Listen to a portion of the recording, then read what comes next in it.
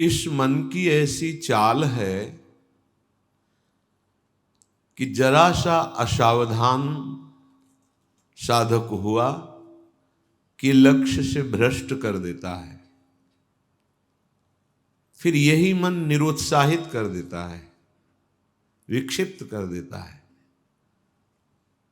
इसी के कथनानुसार चले तो इसी ने भ्रष्ट कर दिया।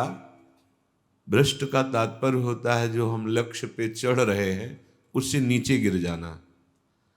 हमारा लक्ष्य है प्रभु की प्राप्ति, जितेंद्रियता, लेकिन ये मन कई तरह से हमें भ्रष्ट करता है। यदि हमारा किसी से कभी कैसा भी संबंध है, कभी ये प्रियता से भ्रष्ट करता है, कभी भय से भ्रष्ट करता है। सामने वाला प्रतिकूल न हो जाए, बहुत ये सावधानी की जरूरत है। ये कभी भय करके, कभी प्रियता दिखा करके प्रियालाल से विमुख मार्ग का अनुसरण करता है।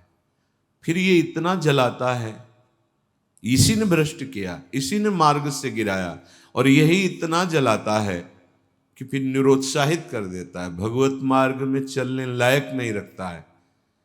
बहुत कृपा पात्र और सुजान उपासक वही है जो इस दुष्ट की दुष्टता को पहचानता रहे। बाहर कोई शत्रु नहीं है, बाहर कोई हमारा कुछ नहीं बिगाड़ सकता। हमारा बिगाड़ने के लिए पर्याप्त है हमारा मन। ये मन ही दुर्दशा करे, मन ही इतना नीचता किए हुए है कि हम बार बार शास्त्र की बात सुनते हैं, बार बार सतमार्ग पर चलने का उत्साह बनाते हैं, और ये दुष्ट ऐसी चेष्टा कराएगा, ऐसा संकल्प बनाएगा, फिर गिराकर निरुत्साहित कर देगा। जहां रति कर रहा है मन वहीं लगा देता है। निराश नहीं होना, इसकी चाल को पकड़ो। ये दो प्रकार से फंसाता है, प्रियता और भय से। बहुत मनन की हुई बात है। भयभीत तो होना मत, क्योंकि निश्चय कर लो कि मरना है, तो इससे ज्यादा भय क्या दे सकता है। हमारी इज्जत श्यामा श्याम है, इससे भी भयभीत मत हो। अगर गलती हो रही है सुधार करो, गलती हो गई है प्रभु अहम त्वाम सर्व पापेभ्यो मोक्षयिष्यामि मा शुचः।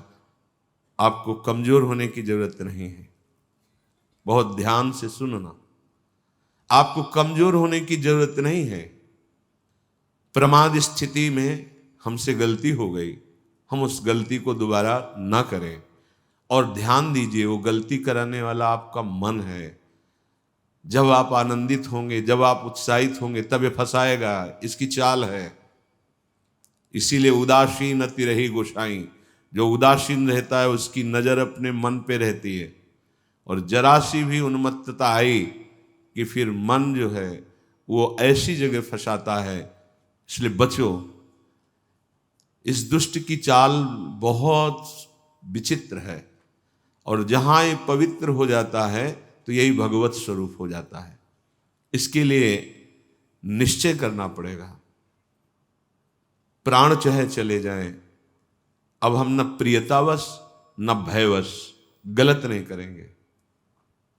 इसे पकड़ो। श्रीपाद प्रबोधानंद जी कह रहे हैं, श्री राधिके त्वं यदि न प्रसीदे सीदे मत्राप्य मुदि विजब्धी तदेश वृंदावन गात्मलोकः कृपा कटाक्षेण सदेक्षणीय। यदि हम किशोरी जी को प्रसन्न नहीं कर पाए तो हम भारी कष्ट सहते हुए यहां शरीर छोड़ देंगे। श्रीपाद कह रहे हैं। देखो, भगवत प्राप्ति करनी है तो बात समझना होगा। हम ये अंदर की बात कह रहे हैं, बहुत अंदर की पढ़ी हुई बात कर रहे हैं, यहां के रजिस्टर की पढ़ी हुई बात कर रहे हैं। ये बहुत दुष्ट मन है, बहुत दुष्ट। पूरे जीवन इस पर विश्वास न करें। यहां की पढ़ी बात कह रहे हैं। हृदय की बात को कह रहे हैं, खूब सूक्ष्मता से चिंतन की हुई बात कर रहे हैं। भक्ति के आनंद का जहां उल्लास प्रकट होता है वहीं खसक जाता है, बचा के निकलता है और प्रियता या भय दिखा करके फंसा देता है। मत भयभीत होना, इससे बिगाड़ तुझे जो कुछ बिगाड़ना है। जो कुछ अब हो, अब गलत नहीं करेंगे, भयभीत मत होना। और प्रियता तो है ही नहीं, कौन प्यार करता है? प्रियता तो है ही नहीं। ये केवल प्रियता का भाव दिखाकर हमें परम प्रियाजू से बिलक करना चाहता है। इतने बड़े महापुरुष जो ब्रह्मबोध संपन्न है, बहुत बड़ी स्थिति होती है ब्रह्मबोध, कोई साधारण बात नहीं है। वो जब इस प्रेम रस मार्ग का रसास्वादन वृंदावन रस का हुआ तो वो उनको थोड़ी जरूरत रह गई अब प्रेम की। ये हमारे लिए श्लोक लिखा हुआ है। महापुरुष जन जो अपने अनुभव वर्णन करते हैं वो हमारे लिए वर्णन करते हैं। कह रहे श्री राधिके त्वम यदि न प्रसीदे, यदि मैं आपको प्रसन्न नहीं कर पाया इस जीवन में, तो कह रहे हैं आप बहुत कष्ट सहते हुए पीड़ित चित्त के द्वारा मैं अपना देहावसान कर दूंगा, देह छोड़ दूंगा, पर आपसे विपरीत आचरण नहीं करूंगा। बस यहां रुकना होगा, यहां पकड़ो, यहां बैठा लो हृदय में बात। इतना बहिर्मुख हो चुका है उपासक कि वो पकड़ ही नहीं पाता है अपने अंदर की कमी को। वो अंदर ही अंदर वो खोखला करके, निराश करके बस केवल जीने में लगा देता है। खाया पिया सोया खेला कूदा, समय कट रहा है, बढ़िया है। नहीं भाई, ये बहुत दुष्ट है मन। बार बार इसलिए कह रहे इस पर कभी विश्वास न करो। जब तक शरीर का होश है तब तक सबसे बड़ा दुश्मन हमारा मन है, दूसरा कोई दुश्मन नहीं। इस दुश्मन को देखते रहिए। ये 5 ज्ञानेंद्रियों को साथ लेकर हर समय हमारे पतन का प्लान करता रहता है, पतन का संकल्प बनाता रहता है। ये बहुत नीच उतर गया है। इसे उच्च चढ़ाने के लिए जो नाम, जो मंत्र, जो आश्रय है, उसको इस कोट से लेना होगा कि यदि आप प्रसन्न नहीं हुई लाडली जी, तो भयानक पीड़ा और कष्ट सहते हुए जानबूझकर हम अपना शरीर यहां छोड़ देंगे आपके धाम में, पर आपके विपरीत आचरण नहीं करेंगे। प्रतिकूलस्य वर्जनम। श्री वृंदावन में हमें आपका कृपा कटाक्ष चाहिए, आपका साक्षात्कार चाहिए, आपकी प्रसन्नता चाहिए। नहीं तो अपने जीवन को कष्टमय रखते हुए यहां प्राण त्याग देंगे। भाव समझो, जब इतना दृढ़ निश्चय हो जाएगा तो कोई हमें परास्त कर ही नहीं सकता। ये हमारा मन ही हमको परास्त करता है। एक बार नहीं, लाखों बार इसको देखा है। जहां भक्ति का आनंद उल्लसित हुआ ताए निकल पड़ा, क्योंकि देख रहा है असावधान है, इस समय ये आनंदित है, असावधान है, और वो कहीं प्रियता या भय दिखाकर फंसा देता है। अब वो जो आनंद था वो गुप्त हो जाता है। जो एक उल्लास बड़ा था, फिर वो निराशा, फिर हताश। अच्छा उपासक है तो उसको लगने लगता है क्या करूं, जीवन नष्ट कर दूं, ऐसा लगने लगता है, क्योंकि वो लक्ष्य की तरफ बढ़ना चाहता है और मन उसको फुसला करके ऐसे गिरा देता है कि वो निराश होकर देखता है अब क्या करूं, अब कहां जाऊं। पहली बात, निराश नहीं होना है। जिस समय आपकी भक्ति का आनंद उल्लास से युक्त हो, उस समय आपको उदासीन होने की जरूरत है, प्रसन्न होने की नहीं जरूरत है। ये आंतरिक बात कह रहा हूं, सावधानी की। उस समय बिल्कुल निरीक्षण मन के ऊपर ही होनी चाहिए, पूरी दृष्टि, क्योंकि उसी आनंद उल्लास में भागेगा, निकलेगा विषय सेवन के लिए, क्योंकि आपको गिराना है, उसका काम है गिराना। बाहर कोई गिरा नहीं सकता, अंदर से अपना बड़ा भारी शत्रु मन है, यही गिरा रहा है। उदासीनता जिस साधक के जीवन में नहीं, वो आगे नहीं बढ़ पाता है। उल्लसित नहीं होना, अंदर उल्लास, तो पूरी की पूरी एकाग्र दृष्टि मन पर। कहीं हमारा मन उल्लास में के छिद्र से भागकर कहीं फंसाने तो नहीं जा रहा है। हमने देखा है इसको 2 तरह से फंसाता है, एक प्रियता और एक भय। भय मान सम्मान, यश कीर्ति, लोक लज्जा, इसका, और प्रियता कि हमें बहुत प्यार करता है। दो स्थिति में मन भागता है और साधक को गिरा देता है। तो साधक का निश्चय होना चाहिए कि अब या तो प्रियाजू की मुस्कान, नहीं तो प्राणों का समर्पण। अब सौदेबाजी मन से नहीं होगी। अब हम जलने के लिए तैयार हैं। अब हम सौदेबाजी नहीं करेंगे कि है मन प्रसन्न हो जाए तो भजन में सहयोग करेगा। ये नीच कभी नहीं करेगा सहयोग। इसको तो जलना ही होगा, बिना जलाए आगे नहीं बढ़ सकते।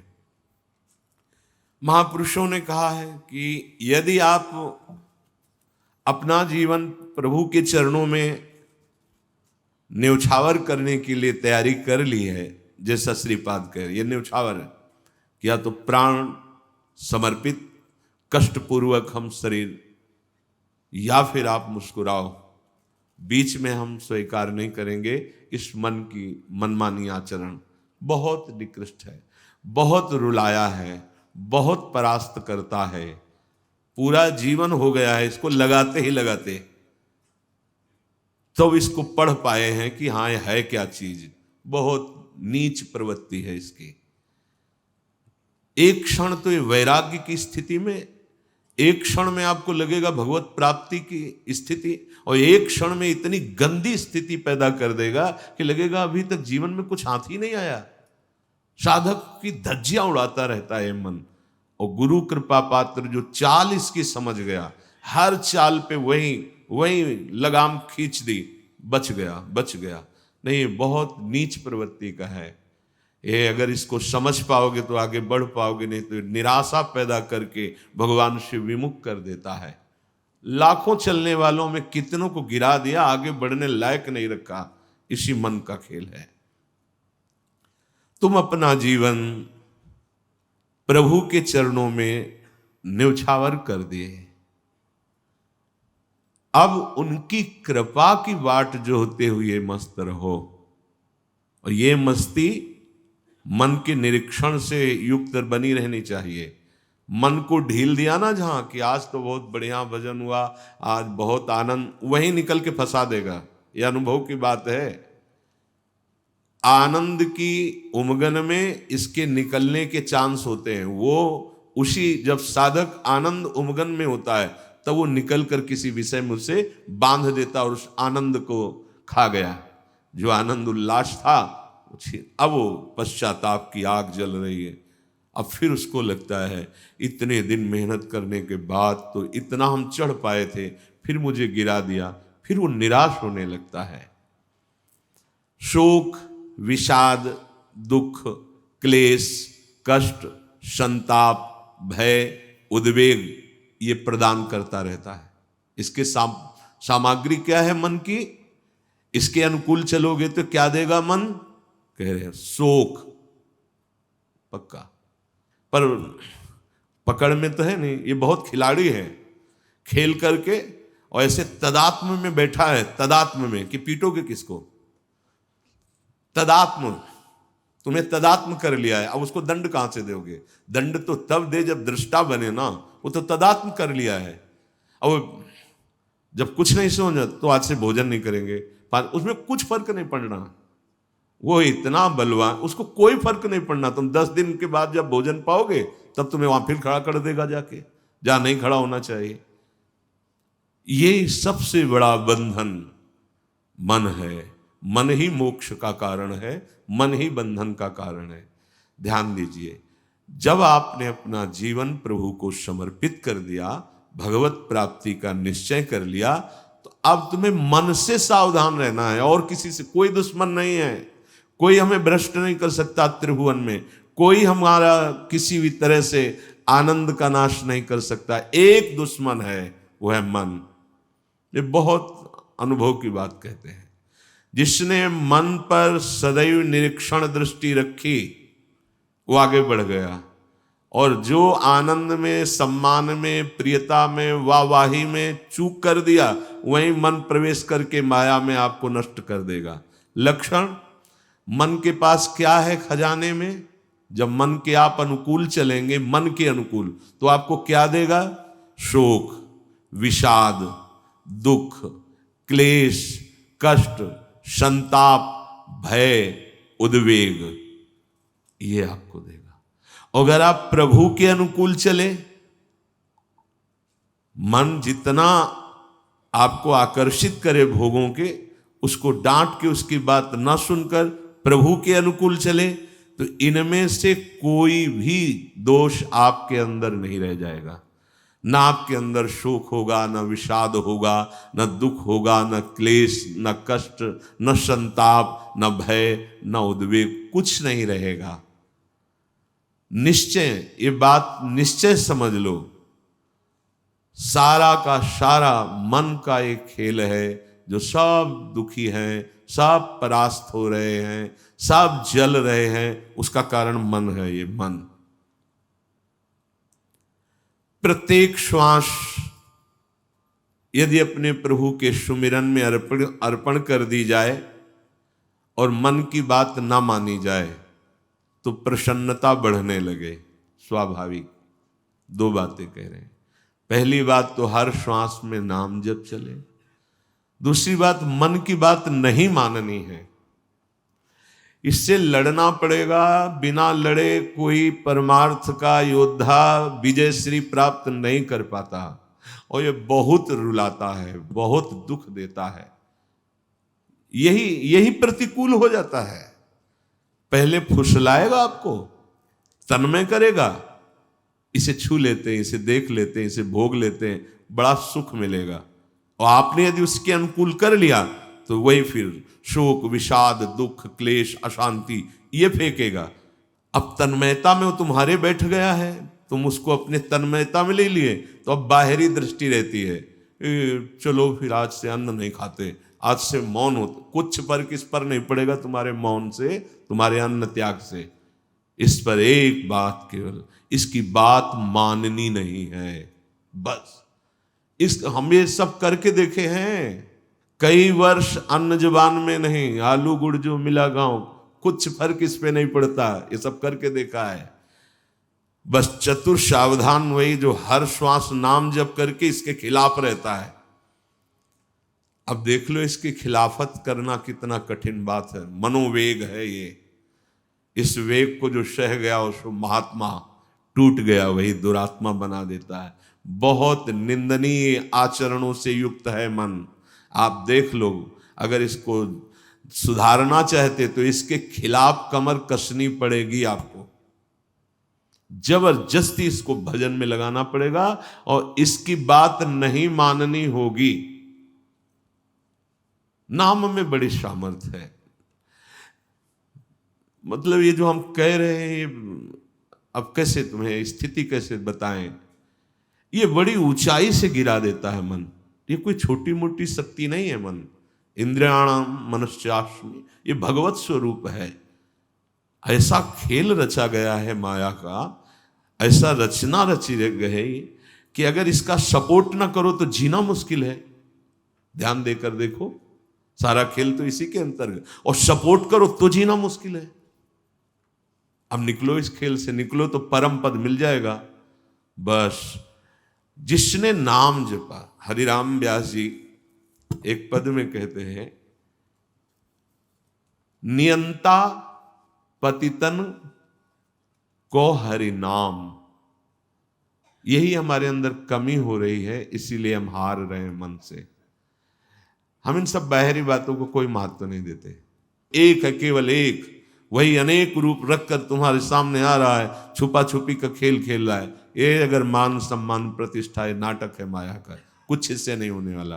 कोई इससे आत्म शांति नहीं प्राप्त होती, इससे आत्मानंद की अनुभूति नहीं होती। ये उपलब्धि ना मान ली जाए, हाँ, कि बहुत ऐसा, ये सब स्वप्न है, स्वप्न है।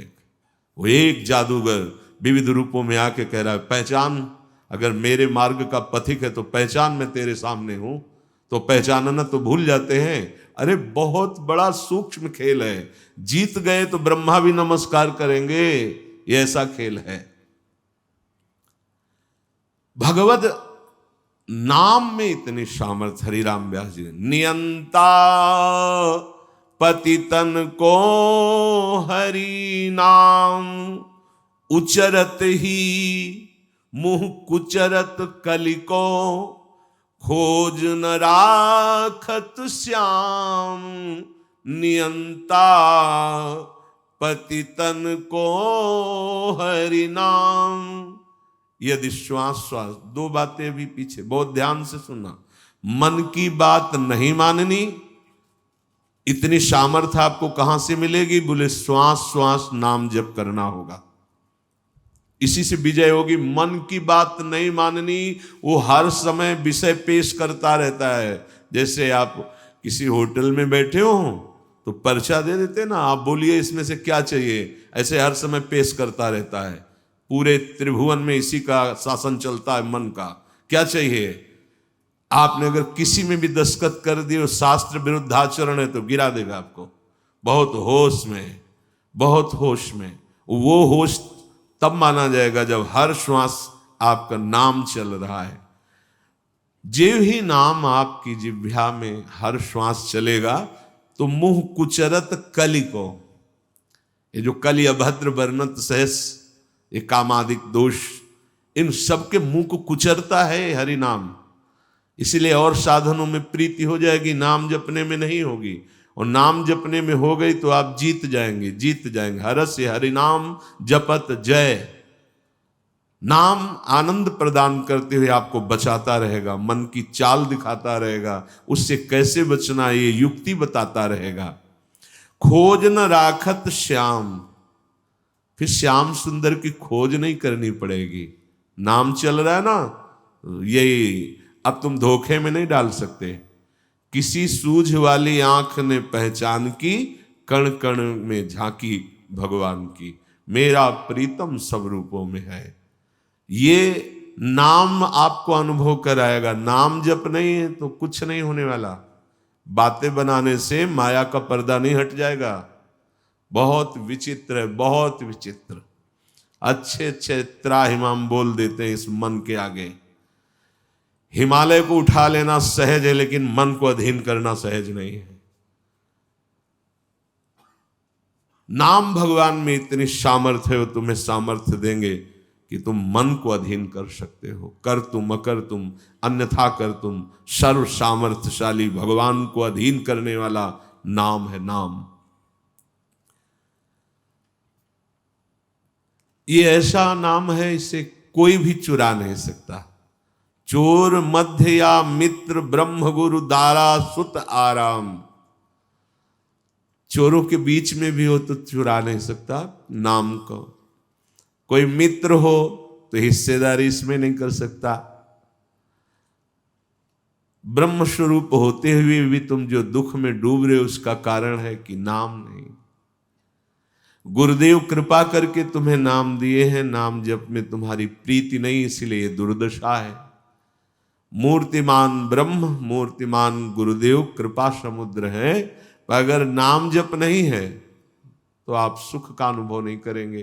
तो नाम ऐसी वस्तु है कि जो चाहे चोरों के बीच, ये चोर ही है काम क्रोध लोभ मोह मद मत्सर, और चाहे मित्र के बीच में हो, ये नाम आपको सुरक्षित रखेगा। कोई भी आपको मित्रता के द्वारा नहीं फंसा सकता, ना कोई ठगी कर सकता है इस नाम की। ये ब्रह्म स्वरूप है, ये गुरु स्वरूप है। और जैसे गृहस्थी में हर सुख पुत्र पत्नी आदि के द्वारा प्राप्त होता है, जिसने नाम को अपना सब कुछ मान लिया तो नाम सर्व सुख दाता है, उसको फिर किसी और की जरूरत नहीं रहती। जैसे घर परिवार में आदमी आता है, बच्चों के साथ हंसता खेलता है, उसे सुख मिलता है, नाना प्रकार की गृह सामग्री देखकर हर्षित होता है। उपासक के हृदय में सर्व सुख प्रदान करता है नाम। नाम नाम ही उसे पुत्र की तरह दुलार करता है, नाम ही पिता की तरह पालन करता है, नाम ही अद्भुत शांति प्रदान करता है। अघवंतन हरि बोलत ही भगवंत दियो निज धाम। चाहे जितना बड़ा कोई पापी हो, यदि हरि नाम उच्चारण करता है तो भगवान के धाम को प्राप्त होता है। पर बस ध्यान देना है, दो बातें, मन की माननी नहीं है और नाम छोड़ना नहीं है। अगर नाम जप कर रहे हो, ये अनुभव की बात कह रहा हूं, इसलिए कोई प्रश्न की गुंजाइश नहीं। और मन के अनुसार तुम आचरण करोगे और नाम जब भी कर रहे हो तो भी आनंद का अनुभव नहीं होगा। आगे चल के कल्याण हो, मंगल हो, इसमें हमें कोई संशय नहीं है, लेकिन वर्तमान में तुम जलोगे नाम जपते हुए भी। यदि मन के अनुसार चलोगे तो तुम्हें भगवदानंद का अनुभव कभी नहीं हो पाएगा। शरीर छूटने के बाद भगवान जैसे अजामिल को परम पद, वो बात अलग है, लेकिन वर्तमान में जीवन मुक्तता और आनंद का अनुभव मन की बात न मानने से होगा। ये जो मन हमें गलत सलाह दे रहा है, ये जो मन हमें भोगों में फंसा रहा है, आप चाहे जितना प्रयास करें, ये आनंद का अनुभव नहीं होने देगा। छाती की बात कहते हैं, किसी के पढ़े लिखे समझाने की बात नहीं, यहां की बात। अगर विषय सेवन मन के अनुसार हो रहा है तो साधन होने पर भी भगवदानंद का अनुभव नहीं होगा, नाम जपने पर भी भगवदानंद का अनुभव नहीं होगा। ये रोकना होगा। धर्म विरुद्ध आचरण के लिए मन जो हमें सलाह देता है, नहीं मानना होगा। हरिपद पंकज छत्र छाह बिन मिटे न दुख रवि घाम,